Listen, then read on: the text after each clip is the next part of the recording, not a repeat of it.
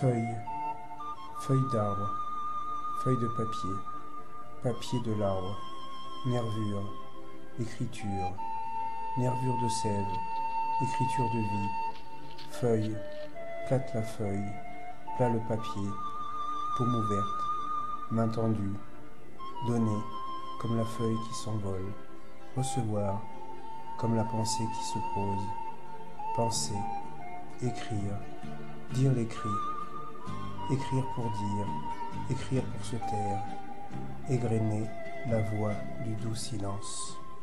Silence. Continuons notre étude. Nous sommes au chapitre 2, verset 7. Je rappelle donc l'épisode précédent. La fille de Pharaon a découvert une petite arche, un petit panier contenant un bébé hébreu. Elle reconnaît que c'est un hébreu et plutôt que de le noyer selon l'ordre de son père, elle n'écoute que son cœur et son cœur la pousse à choisir la vie comme les sages-femmes précédemment et elle va garder cet enfant. Qui observe la scène de loin? Eh bien, c'est la sœur de ce petit garçon dont nous ne connaissons pas le nom. Encore une fois, je répète, nous ne connaissons pas le nom de la princesse, on ne connaît pas le nom de l'enfant et on ne connaît pas le nom de la sœur. On est bien dans cet univers concentrationnaire où les noms disparaissent à cause de la violence des hommes et malgré cela, on est une espèce de bulle de pitié, de miséricorde, d'amour.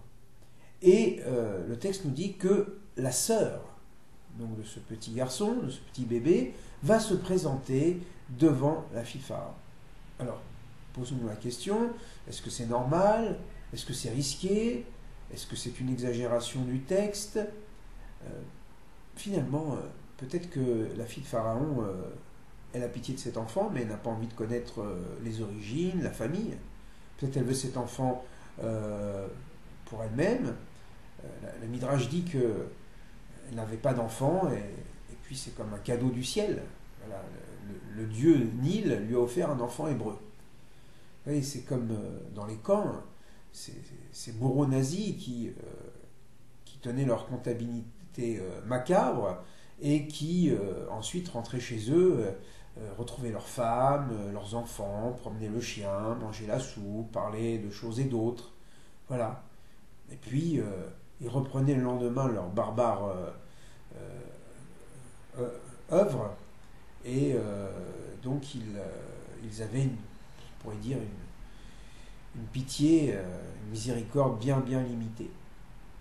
Alors on pourrait peut-être penser que c'est la même chose avec la fille de Pharaon, et donc il y a peut-être un risque de la part de Myriam. En tout cas, c'est comme ça que le Midrash, la tradition a entendu, que Myriam a eu un mérite.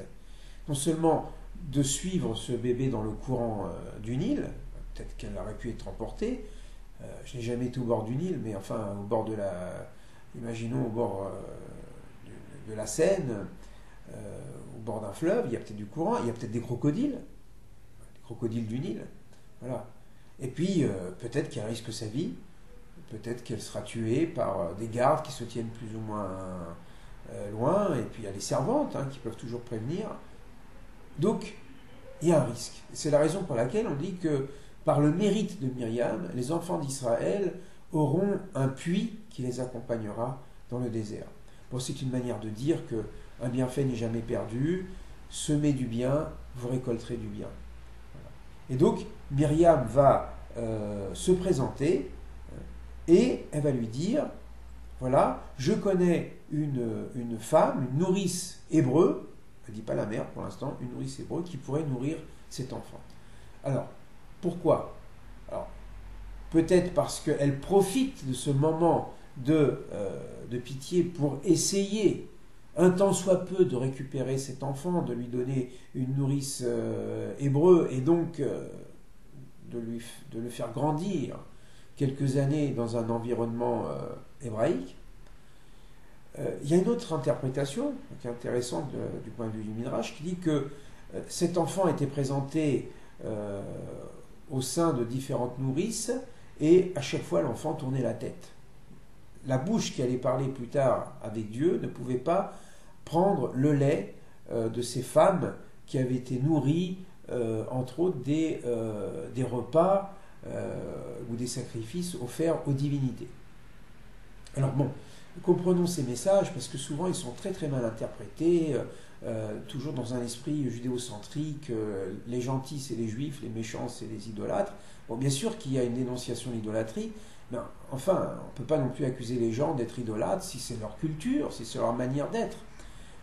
Voilà, vous savez, le monothéisme, c'est pas naturel, il faut y arriver, il faut y accéder. Même les Hébreux, on voit qu'ils ont plutôt tendance à être idolâtres que monothéistes. On pourrait dire, en fait, on est naturellement idolâtre parce qu'on croit dans nos imaginaires et qu'on est moralement monothéiste. Donc, on va interpréter de manière un peu plus subtile. Il ne veut pas prendre le lait de ces femmes parce que la nourriture, enfin c'est ce que suggère en tout cas le Midrash, c'est que la nourriture n'est jamais neutre. Dans la nourriture, il y a aussi l'esprit, l'intention qu'on a mis dans la nourriture. Ah, vous pensez que quand vous mangez des protéines, des glucides, des lipides et des sels minéraux, ben peut-être qu'il y a plus que ça. Je vais faire une publicité gratuite.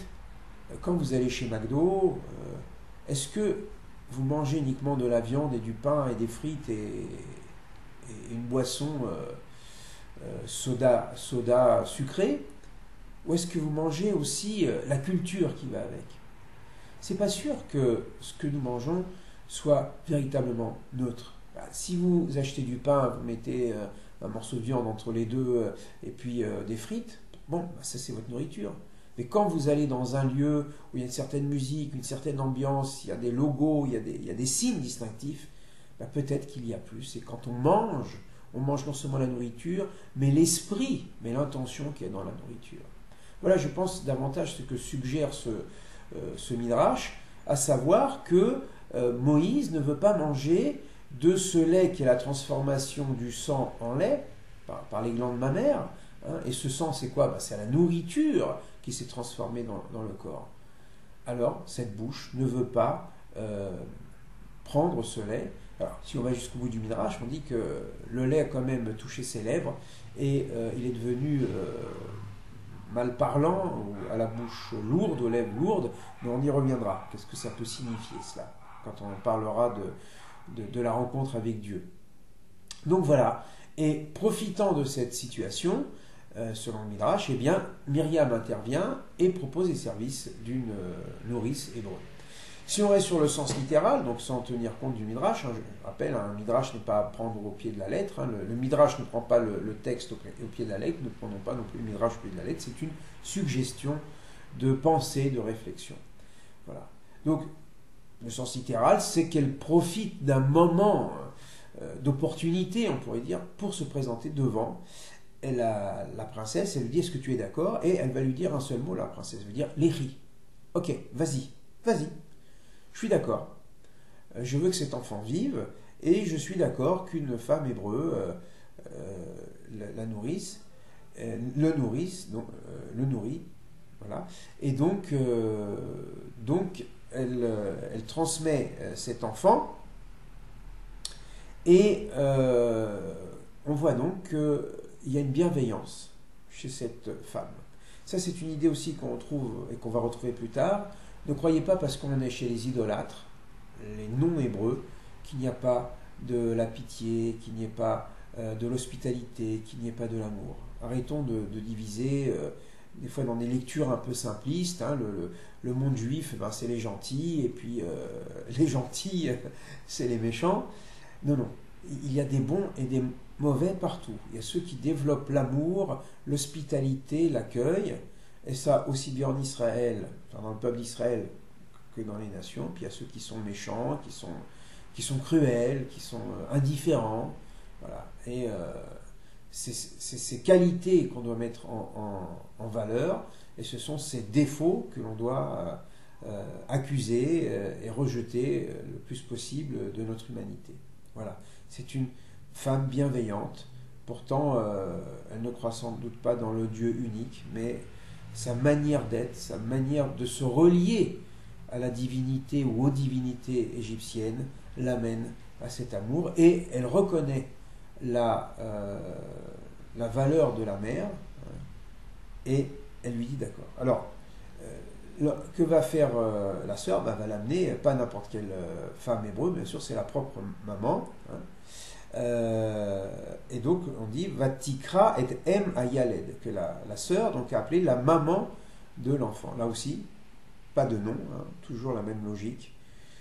Autrement dit, il y a la mère biologique, pas de nom, la sœur, pas de nom, la mère adoptive, la princesse, pas de nom, et l'enfant, pas de nom. 4 sans nom. Univers concentrationnaire, absence du nom. Mais bulle en même temps d'amour, de pitié. Alors, que se passe-t-il? Eh bien, la maman de l'enfant va venir, va se présenter pour aller chercher cet enfant, qui est son enfant. Elle va aller le chercher, le prendre pour le nourrir. Et là, il va se passer quelque chose d'important. Il va y avoir un contrat entre la princesse et la mère. Alors ça nous fait penser peut-être à des contrats que nous connaissons aujourd'hui entre les mamans qui sont stériles et les mères porteuses. En général, c'est pour que la maman récupère l'enfant de la mère porteuse. Donc il y a un contrat, on paye.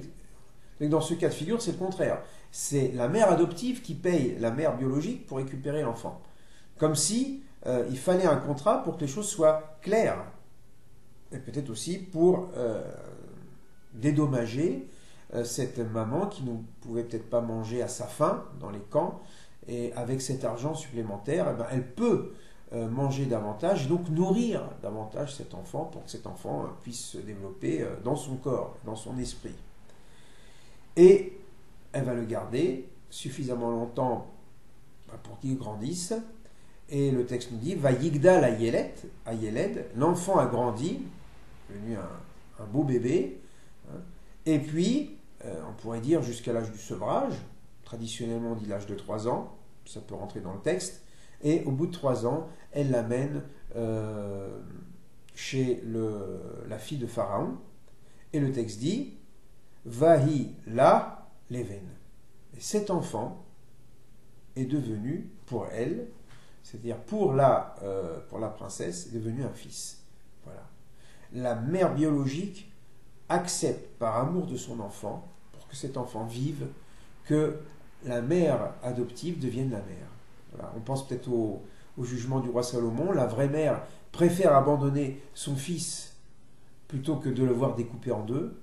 Nous pensons aussi à des mamans qui, pendant la Seconde Guerre mondiale, ont été prêtes à abandonner leur enfant, leur fils ou leur fille, dans des institutions religieuses de ces femmes chrétiennes ou de ces hospices chrétiens qui ont vraiment agi avec la charité authentique hein, d'une foi chrétienne, c'est-à-dire de l'accueil et l'amour de l'étranger comme Jésus l'avait enseigné.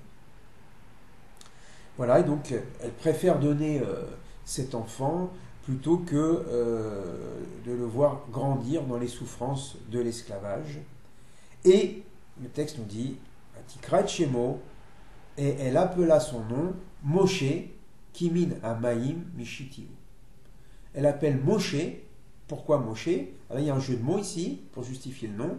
Kimin Amaim, parce que des eaux, Mishitiu, je l'ai fait sortir. Mishitiu, Moshe. Donc c'est un jeu de mots que Moshe voudrait dire celui qui est sorti de l'eau. Donc au fond, elle l'appelle du nom de ce geste de la sortie de l'eau, puisqu'elle l'a rencontré dans l'eau. Et voilà ce nom hébraïque. Alors bien sûr, on peut se poser la question, est-ce que la princesse parle l'hébreu, ou est-ce que c'est le texte hébraïque qui a hébraïsé le nom, que peut-être ça serait quelque chose comme Moses, et qu'ensuite la Bible va donner une justification de ce Moshe, mais que la princesse ne parlait pas hébreu forcément, et que voilà, le texte a hébraïsé. Ou alors, c'est une princesse qui sait parler l'hébreu, la preuve c'est qu'elle parle avec la maman, elle parle avec la sœur, et alors ou bien ce sont les Hébreux qui savent parler l'égyptien, donc on parle en égyptien, ou bien c'est peut-être une égyptienne qui a la culture, qui connaît aussi la langue des esclaves, pourquoi pas, et donc elle peut donner un nom hébreu à cet enfant, comme si elle voulait assumer en quelque sorte d'avoir gardé cet enfant. Et Minamaim Mishitiu. Alors, généralement, on traduit Moshe, ça veut dire sauver des eaux. Mais ce n'est pas tout à fait le cas. Parce que c'est un passif. Et dans ces cas-là, pour dire au passif sauver, on n'aurait pas le terme Moshe, la forme OE, mais on aurait la forme Aou. Aouille, exactement. Donc, il se serait appelé Machouille. Alors oui, je reconnais que ça fait un peu chewing-gum, et c'est pas très, très élégant pour un grand personnage de la Bible de s'appeler Machouille. Voilà. Moshe, ça ne veut pas dire sauver des eaux, mais sauveur des eaux. Ça veut dire actif. Et peut-être que dans ce nom, il y a toute la vocation de Moïse. Il a été sauvé de l'eau, il a été sauvé de la mort. Et bien à son tour, il va sauver de la mort tout un peuple. Et c'est ce que nous verrons la prochaine fois.